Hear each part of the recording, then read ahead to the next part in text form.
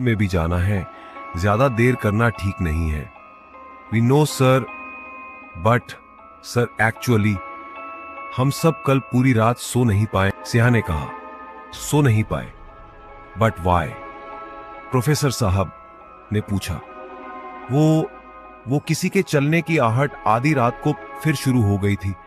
और तो और सर, कल रात हमने कुछ लोगों को हमारे टेंट के आसपास घूमते हुए महसूस भी किया था।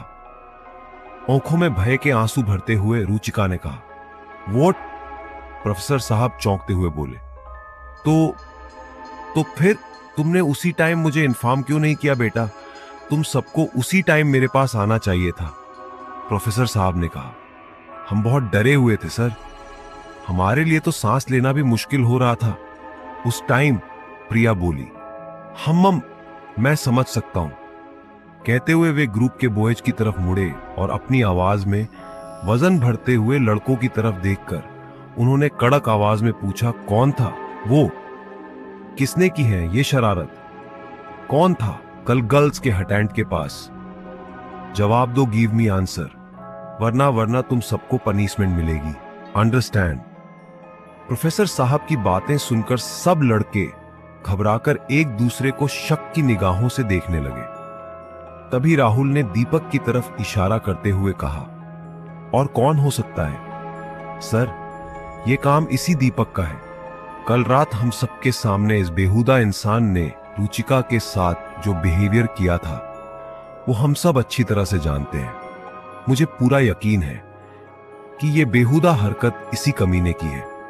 अरे नहीं, मैंने कुछ नहीं किया सर, सीरियसली मैं तो कल भी सिर्फ मजाक कर रहा था, दीपक ने अपनी सफाई देते हुए कहा। उसे मजाक नहीं कहते हैं दीपक, तुम रुचिका की इंसल्ट कर रहे थे। राहुल ने फिर दीपक पर तंज कसते हुए कहा। अरे मेरे भाई राहुल यार, माफ कर दे मुझे। मैं रुचिका जी से भी सबके सामने कल वाले मजाक के लिए हाथ जोड़कर माफी मांगता हूं सर, पर सर मैं कसम खाकर कहता है मैंने कुछ नहीं किया।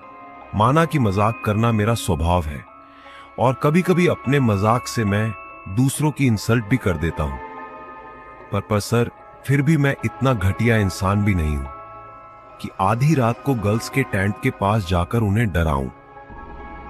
सर प्लीज यकीन कीजिए, मेरे पेरेंट्स ने इतने बेहुदा संस्कार नहीं दिए हैं मुझे। सर कल वाले मजाक के लिए जो चाहे वो सजा दे दीजिए आप, पर ये इल्जाम मत लगाइए प्लीज, कहते हुए दीपक रो पड़ा।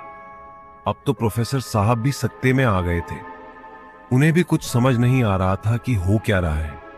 आखिर बेहद से पैरों के एक साथ चलने की आवाज तो वे सब के सब पहले सुन ही चुके थे।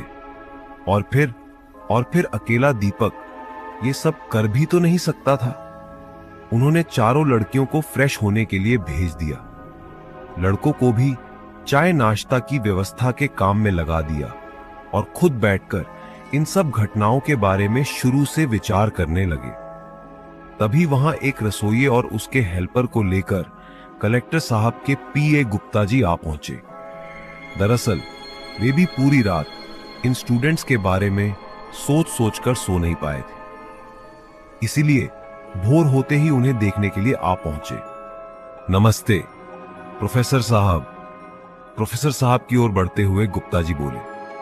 अरे गुप्ता जी आप, नमस्ते, आइए बैठिए, प्रोफेसर साहब ने चेयर की तरफ इशारा करते हुए कहा। गुप्ता जी ने बैठते हुए उन्हें रसोइये से मिलवाया। लीजिए प्रोफेसर साहब, इनसे मिलिए, ये है आपका रसोइया। इसका नाम मोहन है और ये इसका साथी जगदीश।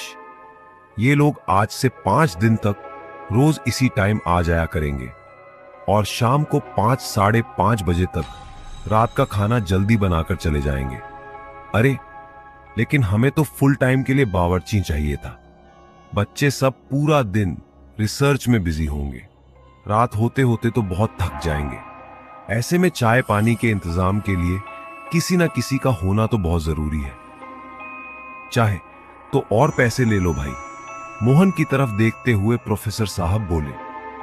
अरे नहीं साहब, माफ कीजिए मुझे, पर यह मैं नहीं कर पाऊंगा। दिन तो जैसे तैसे बीत जाएगा, पर रात को हम लोग यहां पर नहीं रुकेंगे साहब।